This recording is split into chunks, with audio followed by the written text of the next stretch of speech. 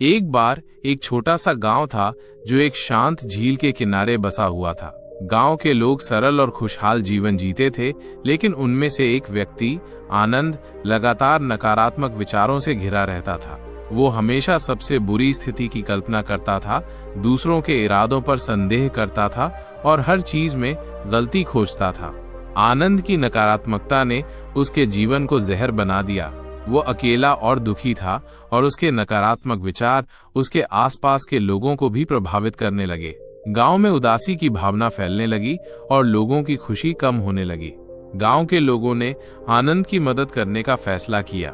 उन्होंने एक बुजुर्ग भिक्षु भंते से सलाह ली, जो अपनी ज्ञान और करुणा के लिए जाने जाते थे। भंते ने उन्हें बताया कि नकारात्मक विचार जहरीले बीज की तरह होते हैं।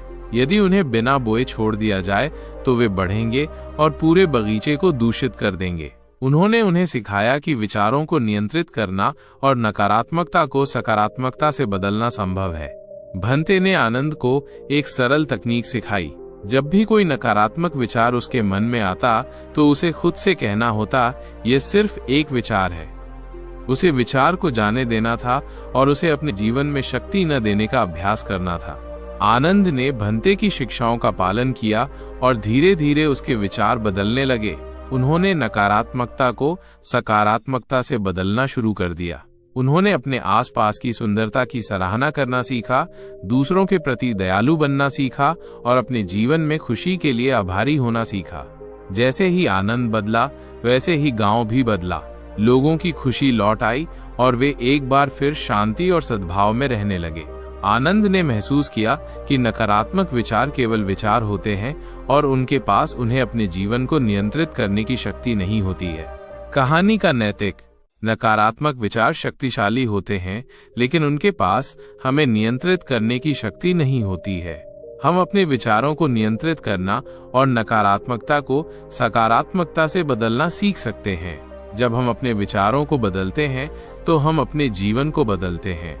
ये कहानी हमें सिखाती है कि हम अपने विचारों के स्वामी बन सकते हैं और एक खुशहाल और अधिक शांतिपूर्ण जीवन जी सकते हैं। जरूर, कहानी को आगे बढ़ाते हैं। आनंद के परिवर्तन के बाद गांव में एक नई ऊर्जा का संचार हुआ। लोग अब अधिक धैर्यवान और समझदार हो गए थे। उन्होंने महसूस किया कि नकारात्मकता सिर्फ आनंद की समस्या नहीं थी, बल्कि एक ऐसी प्रवृत्ति थी जो हर किसी में छिपी हो सकती थी। भंते की शिक्षाओं ने उन्हें अपने मन की निगरानी करने और नकारात्मक विचारों को पहचानने और जाने देने की कला सिखाई। एक दिन गांव में एक व्यापारी आया। वह दूर देशों से आया था और अपने साथ सुंदर और महंगी वस्तुएं लाया था। उसने गांव के लोगों को अपनी वस्तुओं को खरीदने के लिए लुभाने की कोशिश की, लेकिन उसने देखा कि वे उसकी चमक दमक और लुभावने वादों से प्रभावित नहीं हो रहे थे। व्यापारी हैरान था। उसने आनंद से पूछा, तुम्हारे गांव के लोग इतने शांत और अप्रभावित कैसे हैं? वे मेरी सुंदर वस्तुओं को भी नहीं खरीदना चाहते।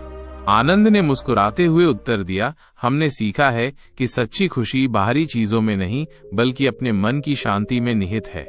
हम जानते हैं कि नकारात्मक विचार हमें लालच और असंतोष की ओर ले जा सकते हैं और हम उनसे मुक्त रहना चाहते हैं। व्यापारी ने आनंद की बात को समझा और उसे एहसास हुआ कि उसने अपना जीवन गलत तरीके से जिया है। उसने धन और वस्तुओं के पीछे भागकर सच्ची खुशी को खो दिया था। उसने आनंद और गांव के लोगों से भंते की शिक्षाओं के बारे में पूछा और उनसे सीखने की इच्छा जताई। आनंद और गांव के लोगों ने व्यापारी को भंते के पास ले गए। भंते ने उसे नकारात्मक विचारों के बारे में बताया और उसे ध्यान और आत्म जागरूकता का अभ्यास करने के लिए प्रोत्साहित किया। व्यापारी ने भंते की शिक्षाओं को अपनाया और धीरे धीरे उसके विचार बदलने लगे। वह अब अपनी वस्तुओं को बेचने के लिए लोगों को लुभाने की कोशिश नहीं करता था। इसके बजाय उसने अपनी यात्राओं के दौरान सीखे गए ज्ञान और अनुभवों को साझा करना शुरू कर दिया। उसने लोगों को बताया कि कैसे वे अपने मन को शांत कर सकते हैं और सच्ची खुशी पा सकते हैं। व्यापारी का परिवर्तन गांव के लोगों के लिए एक प्रेरणा बन गया। उन्होंने देखा कि कोई भी अपने जीवन को बदल सकता है और नकारात्मक विचारों से मुक्त हो सकता है। गांव अब न केवल शांति और सद्भाव का स्थान था, बल्कि ज्ञान और करुणा का केंद्र भी बन गया। लोग दूर दूर से भंते और गांव के लोगों से सीखने के लिए आते थे। और इस तरह आनंद और गांव के लोगों ने न केवल अपने जीवन को बदला बल्कि दूसरों को भी अपने जीवन को बदलने के लिए प्रेरित किया। उन्होंने दिखाया कि नकारात्मक विचारों पर काबू पाना और सच्ची खुशी पाना संभव है। जरूर, कहानी को और आगे बढ़ाते हैं। समय बीतता गया और गांव की ख्याति दूर दूर तक फैल गई। विभिन्न क्षेत्रों से लोग भंते के ज्ञान और गांव के शांतिपूर्ण जीवन के बारे में सुनने के लिए आने लगे। गांव एक ऐसा स्थान बन गया जहां लोग अपने मानसिक कष्टों से मुक्ति पाने और आंतरिक शांति की खोज में आते थे। एक दिन एक युवा राजकुमार विक्रम गांव में आया। वह अपने राज्य की समस्याओं से परेशान था। उसके राज्य में अशांति और असंतोष का माहौल था और वो अपने लोगों को शांति और सद्भाव का मार्ग दिखाना चाहता था। उसने सुना था कि इस गांव में ऐसे लोग रहते हैं जिन्होंने अपने मन पर विजय प्राप्त कर ली है और वो उनसे सीखने के लिए उत्सुक था। विक्रम ने भंते से मुलाकात की और उनसे अपने राज्य की समस्याओं के बारे में बताया। भंते ने उसे ध्यान से सुना और फिर कहा, राजकुमार, आपके राज्य की समस्याएं बाहरी नहीं बल्कि आंतरिक हैं। जब लोगों के मन अशांत होते हैं तो वे बाहरी दुनिया में भी अशांति पैदा करते हैं। आपको अपने लोगों को सिखाना होगा कि वे अपने मन को कैसे शांत करें और नकारात्मक विचारों से कैसे मुक्त हों। भंते ने विक्रम को ध्यान और आत्म जागरूकता के सिद्धांतों के बारे में सिखाया। उन्होंने उसे बताया कि कैसे अपने विचारों को देखना और उन्हें बिना जज किए जाने देना है। उन्होंने उसे करुणा और दयालुता का महत्व भी समझाया और बताया कि कैसे ये गुण दूसरों के साथ शांतिपूर्ण संबंध बनाने में मदद करते हैं। विक्रम ने भंते की शिक्षाओं को ध्यान से सुना और उन्हें अपने राज्य में लागू करने का फैसला किया। उसने अपने दरबारियों और प्रजा को ध्यान और आत्म जागरूकता का अभ्यास करने के लिए प्रोत्साहित किया। उसने उन्हें सिखाया कि कैसे अपने नकारात्मक विचारों को पहचानें और उन्हें सकारात्मक विचारों से बदलें। धीरे धीरे विक्रम के राज्य में परिवर्तन आने लगा। लोग अधिक शांत और धैर्यवान हो गए। उन्होंने एक दूसरे के प्रति अधिक समझ और सहानुभूति दिखाई। राज्य में अशांति कम होने लगी और शांति और सद्भाव का माहौल बनने लगा।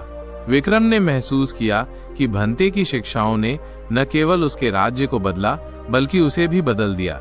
वह अब एक अधिक दयालु और समझदार शासक बन गया था। उसने सीखा कि सच्ची शक्ति बाहरी नियंत्रण में नहीं बल्कि आंतरिक शांति में निहित है। विक्रम ने भंते और गांव के लोगों को उनके ज्ञान और करुणा के लिए धन्यवाद दिया। उसने उन्हें अपने राज्य में आमंत्रित किया ताकि वे अपने ज्ञान को अधिक से अधिक लोगों तक पहुंचा सकें और इस तरह गांव की शिक्षाएं दूर दूर तक फैल गईं और लोगों को नकारात्मक विचारों से मुक्त होकर एक शांतिपूर्ण और खुशहाल जीवन जीने का मार्ग दिखाया। उनके आमंत्रण पर भंते और गांव के कुछ लोग विक्रम के राज्य में गए। उन्होंने वहां ध्यान और आत्म जागरूकता के शिविर आयोजित किए और लोगों को नकारात्मक विचारों से मुक्ति पाने के लिए मार्गदर्शन किया।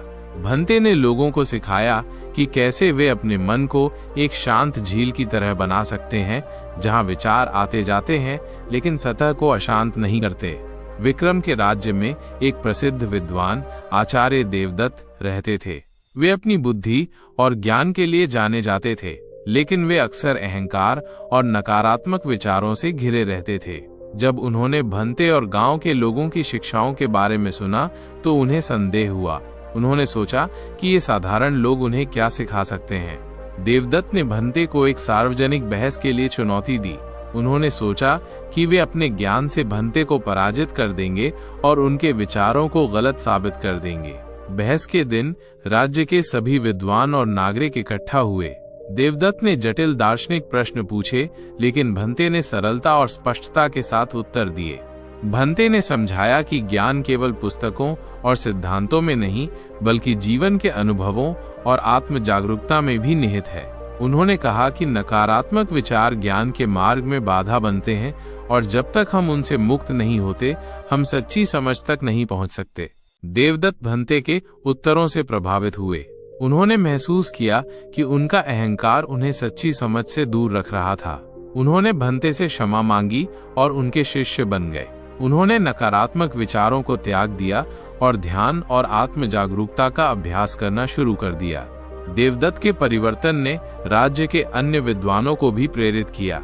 उन्होंने महसूस किया कि सच्ची बुद्धिमत्ता विनम्रता और आत्म जागरूकता में निहित है। उन्होंने भंते की शिक्षाओं को अपनाया और अपने जीवन को सकारात्मक रूप से बदलने के लिए काम किया। विक्रम का राज्य ज्ञान और करुणा का केंद्र बन गया। लोग दूर दूर से भंते और उनके शिष्यों से सीखने के लिए आते थे। राज्य में शांति और सद्भाव का माहौल फैल गया और लोग एक दूसरे के साथ प्रेम और सम्मान से रहने लगे।